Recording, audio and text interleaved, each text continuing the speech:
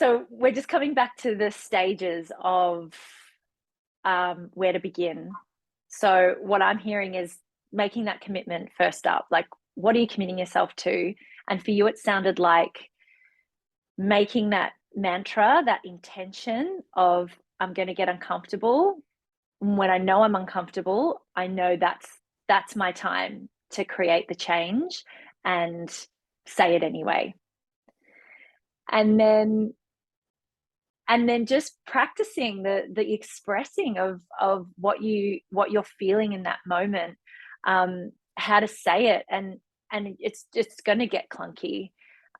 You're not going to know what to say at the start, and I know for me it was really, really hard to even get the words out. it was it was so hard. um Very yeah. humbling. It's an Oh, active practice. It's the biggest, most powerful, freeing practice and pattern you can shift in your life. It truly mm. set me free on so many levels. Yeah, it's giving me goosebumps because I've kind of discovered, because what you were saying is you're actually going to gain more respect. People are actually going to be able to connect with you deeper, and you're going to have better connections. You're going to have deeper, more fulfilling connections actually, because people feel safe to be in your presence because they don't have to guess what you might be thinking or how you're going to blow up at the end of the day or the end of the year or the end of the month, because it's just going to come out here and now. Absolutely. There is nothing worse than tiptoeing around someone's inability to just share what's going on for them because Yeah. it's so uncomfortable. It creates like on like a TV screen, it looks great. In reality, that the energetic exchange is Mm. obvious. It's really obvious. And it's also like you will never second guess how I'm feeling because I will tell you straight away. Like there's no unless I don't Mm. feel safe in that moment or I need to Yes. take a breather or I've let my boundaries be crossed. That it's rare now that I feel my boundaries have been pushed. Only recently I've really felt that. And wow, what a great experience because I really felt my old ways of, oh, I feel suppressed. I literally feel half the person I am. I feel closed. I feel I can't talk. I'm not even going to bother. I don't even feel heard. Like all this stuff of the opposite of how I live my life now and Yeah. how I want everyone to learn and feel heard and seen. It really does start within, and it is tuning in with how do you feel when you're around people, how do you feel when you're around situations, what is it in that moment, instead of that reacting responding. Try not to respond straight away because as a people pleaser it's, oh Mm. yeah, yeah, and okay, and yeah, sure. It's like, did you even take a breath and actually go, Mm. actually, like I really love that idea. Can I just get back to you? I'm just going to check in. Um, Mm. take a breath and be like, actually, right now, that doesn't really suit me. Like, maybe let's check in next week. That's a boundary. That's not no, or, and absolutely it can be, nah, that's cool. I don't want to do that. That's awesome too. But it's actually checking in before you just like saying yes, because that's what they Mm. do. And then it becomes Mm. people around you go, hey, can I come to you with something today? Hey, I really love your advice on something. Hey, can I talk to you today? Not blah, because you've got boundaries and people respect that. Mm. And people who don't, you will Mm. find out very quickly. And you know That's a what? huge one. Like, see you later. Like, who do you want in your life? Like, Mm. do you want real connections? Do you want people that love and adore all of who you are? Mm. Because, like, a lot of people don't. Like, I'm a person, if you don't want to have honest, truthful, reflective conversations, like, we're probably not going to, like, we'll be a very surface, like, see at the street, hi, coffee combo. It's not going to be a deep, like, beautiful relationship because that's just not how I am. And, Yeah. like all my favorite people, we have the most amazing relationships because we are just real. We're just so real. Mm. And I can reflect back and go, maybe look at it this way, maybe show this way. And you can do that within yourself. I can only do that because I do that within myself every damn day. But I never could before. Like it was a big journey. I was so like defensive, on edge, like you could not say anything. Like, and now I'm just like, yeah, you're right. Actually, I was like that. And I'm gonna do better. I'm gonna freaking do better. That's not okay. Thank you for telling me, because like that's not okay. Like, how do we not want to be better? Like, it's hard, it's uncomfortable, but then you're free. Yeah, because one of the things that I'm hearing in what you're saying is when you're setting those boundaries of going, hey, not that doesn't feel right for me right now, but let's check in later, or let's check in next week, or whatever that might be for you in that moment, is because you're actually deeply connected to what you need, but also what you want in your life. Like it sounds like, well, I really only want to go deep with someone. So if you're not that kind of person, I'm probably not going to be saying yes to you a lot, or, seeing you a lot in my life, or whatever it is. But because you know what you actually want in your life, you're way clearer on the boundaries that you're setting. And I've noticed since I've been reading the Queen's Code and getting in touch with my needs, but also what my needs provide. So, well, I need my 8 hours sleep because that's how I function really well.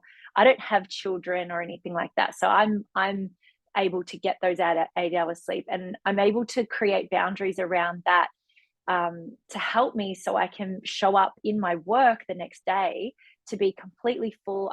I'm not tired, I'm not exhausted. And we know, well, I know what happens to me when I'm exhausted or hungry, or so, like, all of these needs that I have, like, I know why I need to fulfill them so I can show up as the best version of myself. I can't show up as the best version of myself if I'm not giving myself what I need, and if I'm not asking those people around me to respect what I need. They don't need to give it to me, but they certainly need to respect that I need that. And if they can't respect that, then see you later, because I can't have you in my life, because then I'm not going to be the best version of myself. And that, I think, was the hardest and most blessed, like, lesson that I got from my recent breakup. I'm sorry that you can't respect what I need, but I'm not going to hurt myself anymore. You know what I mean? And I just need to let that go. And I think that was the best lesson that I got, that helped me just up level in the boundary department.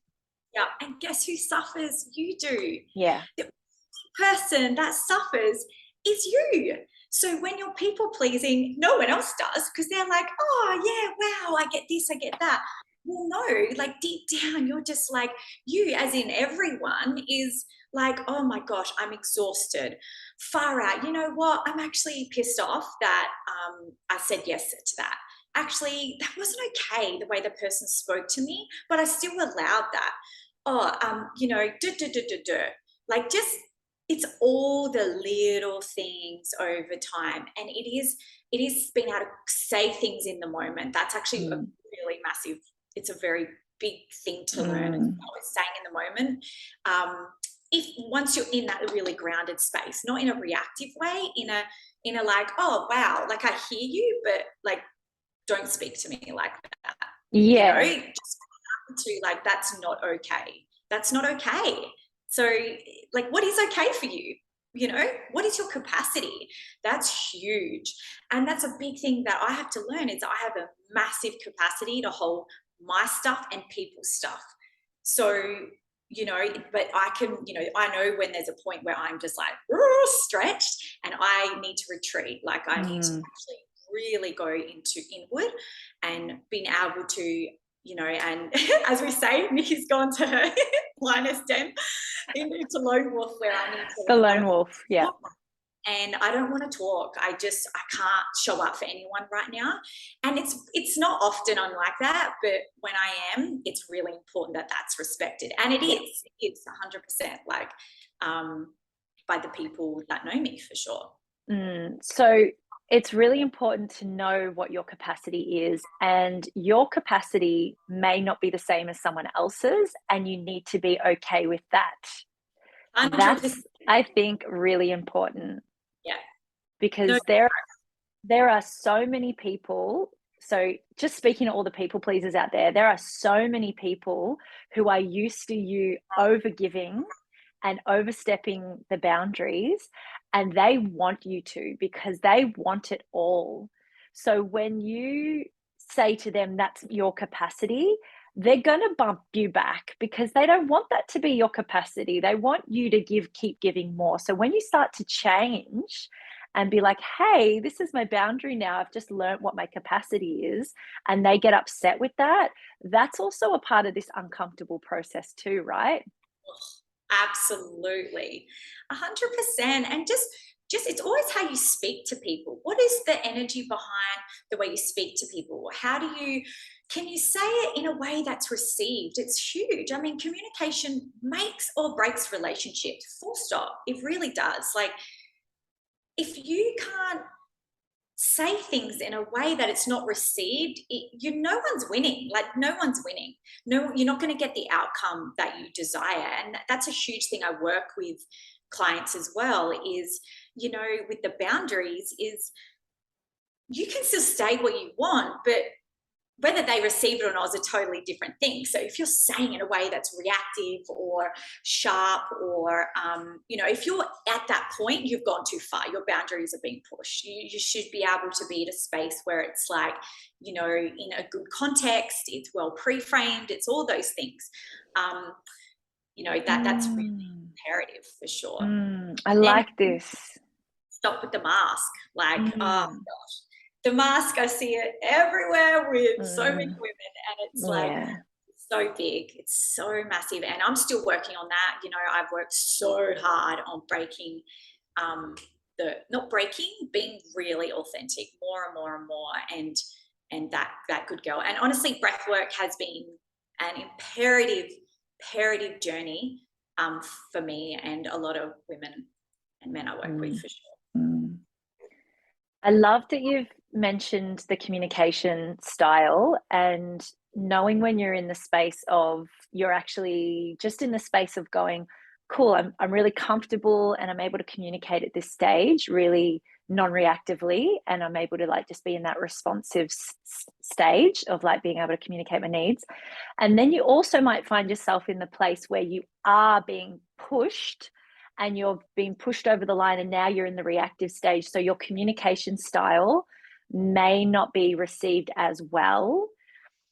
But then there's also a place where you might be where you could be communicating well and articulately, and they won't receive it anyway.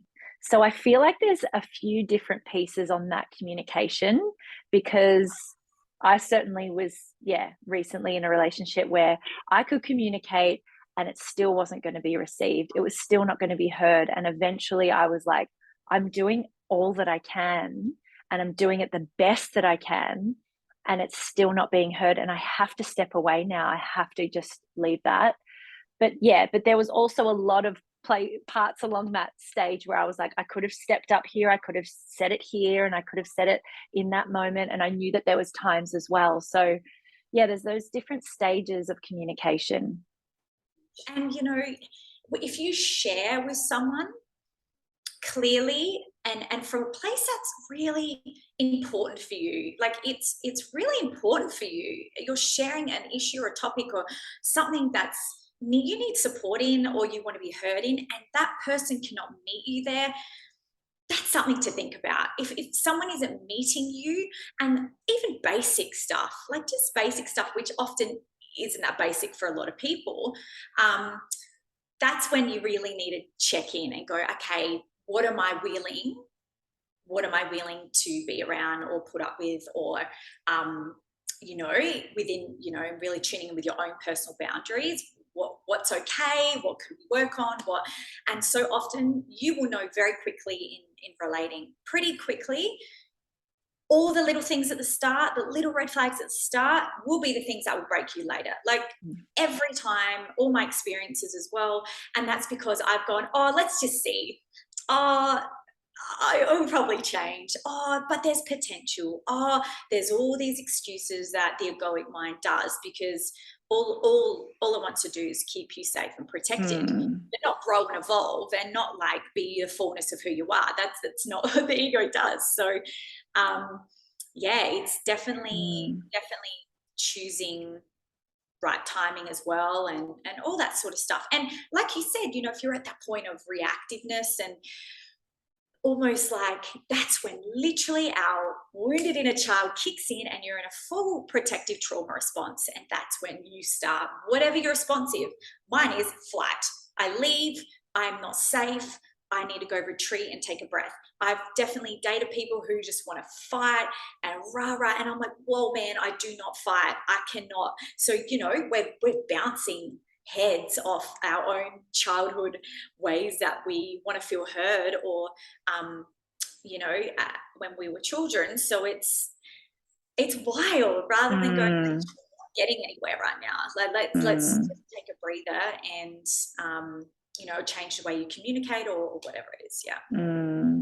There's so much in this because yeah, so much. I do want to talk about shadow work. It's like a word I feel like that's used quite often, but not really understood. And I feel like we'll all have our own ideas of what that looks like for us. But for you, what does it mean, and how have you done that work?